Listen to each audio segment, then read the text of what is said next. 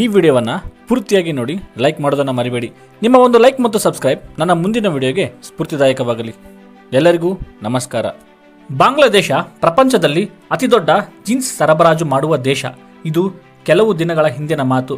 ಅಲ್ಲಿ ಉಂಟಾದ ರಾಜಕೀಯ ಕಿತ್ತಾಟ, ಗಲಭೆಗಳು ಇವೆಲ್ಲ ಸೇರಿ ತನ್ನ ಜೀನ್ಸ್ ಎಕ್ಸ್ಪೋರ್ಟ್ ಸ್ಥಾನದಿಂದ ಕೆಳಗೆ ಇಳಿಯುವಂತೆ ಮಾಡಿದೆ. ಆ ದೇಶ ಈಗ ನಷ್ಟದಲ್ಲಿ ಮುಳುಗಿ ಹೋಗೋ ಹಾಗೆ ಮಾಡ್ತಾ ಇದೆ. ಬಾಂಗ್ಲಾದಲ್ಲಿ ಉಂಟಾದ ರಾಜಕೀಯ ಕಿತ್ತಾಟಗಳು ನಮ್ಮ ಭಾರತಕ್ಕೆ ಕೆಲವೊಂದು ವಿಚಾರದಲ್ಲಿ ಲಾಭದಾಯಕವನ್ನು ಉಂಟು ಮಾಡಿದೆ. ಕೈಗಾರಿಕಾ ತಜ್ಞರು ಹೇಳುವ ಪ್ರಕಾರ ಇಂಟರ್ನ್ಯಾಷನಲ್ ಟಾಪ್ ಬ್ರ್ಯಾಂಡ್ಗಳು ಬಾಂಗ್ಲಾದೇಶದಲ್ಲಿ ತಯಾರಾಗುವ ಜೀನ್ಸ್ ಮೇಲೆ ಅವಲಂಬಿತವಾಗಿದ್ದವು. ಆದರೆ ಅಲ್ಲಿ ಆಗುತ್ತಿರುವ ಗಲಭೆಗಳಿಂದ ಈ ಬ್ರ್ಯಾಂಡ್ಗಳು ಭಾರತದ ನಮ್ಮ ಕರ್ನಾಟಕದ ಬಳ್ಳಾರಿ ಜಿಲ್ಲೆಯ ಕಡೆಗೆ ತಿರುಗಿ ನೋಡ್ತಾ ಇವೆ.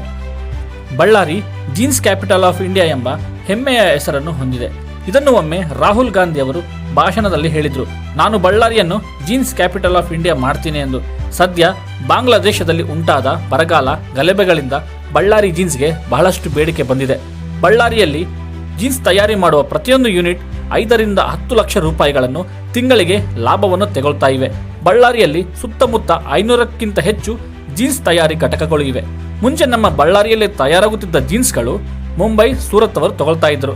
ಆದರೆ ಈಗ ಕೆಲವೊಂದು ಇಂಟರ್ನ್ಯಾಷನಲ್ ಬ್ರ್ಯಾಂಡ್ಗಳು ಬಳ್ಳಾರಿಯ ಜೀನ್ಸ್ ಮೇಲೆ ಕಣ್ಣಿಟ್ಟಿವೆ.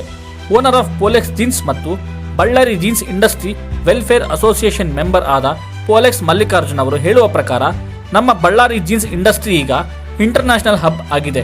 ಯಾವುದೇ ಬದಲಾವಣೆ ಇಂಟರ್ನ್ಯಾಷನಲ್ ಜೀನ್ಸ್ ಇಂಡಸ್ಟ್ರಿಗಳಿಗೆ ಆದರೆ ಅದು ನಮ್ಮ ಬಳ್ಳಾರಿ ಜೀನ್ಸ್ ಇಂಡಸ್ಟ್ರಿ ಮೇಲೆ ಕೂಡ ಪ್ರಭಾವ ಬೀರುತ್ತದೆ ಎಂದು. ಬಾಂಗ್ಲಾದೇಶದಲ್ಲಿ ಉಂಟಾದ ಬರಗಾಲ ಇದಕ್ಕೆ ಉದಾಹರಣೆ. ಬಳ್ಳಾರಿಯಲ್ಲಿ ತಯಾರಾಗುವ ಜೀನ್ಸ್ಗಳಿಗೆ ಬಹಳಷ್ಟು ಬೇಡಿಕೆ ಜಾಸ್ತಿಯಾಗಲು ಕಾರಣವಾಗಿದೆ. ಬಾಂಗ್ಲಾದೇಶದಲ್ಲಿ ಬರಗಾಲ ಉಂಟಾದ ಮೇಲೆ ಕೆಲವೊಂದು ಇಂಟರ್ನ್ಯಾಷನಲ್ ಬ್ರ್ಯಾಂಡ್ಗಳು ಇಲ್ಲಿನ ಜೀನ್ಸ್ ತಯಾರಿ ಮಾಡುವ ಯೂನಿಟ್ಗಳಿಗೆ ಕಾಂಟ್ಯಾಕ್ಟ್ ಕೂಡ ಆಗ್ತಾ ಇದ್ದಾರೆ. 2023 ಸೆಪ್ಟೆಂಬರ್ ತಿಂಗಳಿಂದ ವಿಪರೀತವಾಗಿ ಆರ್ಡರ್ಗಳು ಬರಲು ಶುರುವಾಗಿವೆ. ಕೆಲವೊಂದು ವರದಿಯ ಪ್ರಕಾರ ಬಳ್ಳಾರಿಯ ಒಂದು ಯೂನಿಟ್ 35 ಲಕ್ಷ ಆರ್ಡರ್ಗಳನ್ನು ಕಳೆದ ತಿಂಗಳು ಪಡೆದುಕೊಂಡಿದೆ ಎಂದು ಹೇಳಲಾಗ್ತಾ ಇದೆ. ಇಂತಹ ಮತ್ತಷ್ಟು ವಿಷಯದೊಂದಿಗೆ ಮತ್ತೆ ಬರೋಣ. ಅಲ್ಲಿವರೆಗೂ ಧನ್ಯವಾದಗಳು. ಜೈ ಹಿಂದ್.